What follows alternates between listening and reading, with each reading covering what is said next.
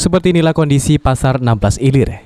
Jika biasanya pasar ini selalu padat dikunjungi pengunjung yang hendak berbelanja, namun karena tingginya kasus COVID-19 yang terjadi di Palembang serta adanya pengetatan PPKM oleh pemerintah, membuat pasar kebanggaan Wong Kito ini menjadi sepi. Para pedagang yang berjalan di Pasar 16 Ilir sendiri saat ini hanya bisa bertahan agar barang jualan mereka dibeli. Tasya, salah satu pedagang di Pasar 16 Ilir, mengaku bahwa omset dagangan mereka saat ini cukup mengalami penurunan yang drastis hingga mencapai 80%. PPKM ini agak sepi sih pasar, yang lewat kan biasanya banyak Jadi ini yang lewatnya Siko, Duo, kayak itulah. Nah, jadi kayak agak sepi kayak itu sih. Omset juga nurun. Berapa penurunan yang dialami? Sekitar 80%-an. 80%? Iya. Biasa per hari ini dapat berapa? Ini dapat berapa, Mbak?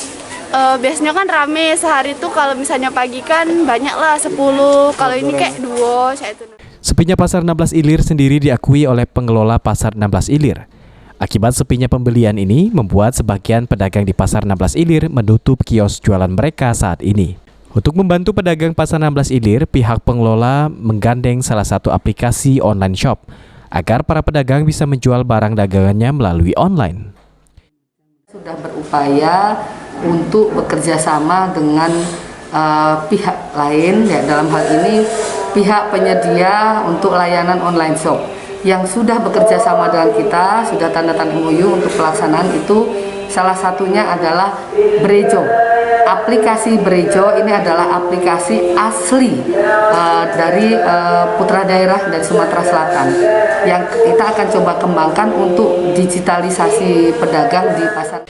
Sejauh ini pengelola Pasar 16 Ilir terus berusaha membantu para pedagang di Pasar 16 Ilir agar dagangan yang dijual oleh pedagang terjual.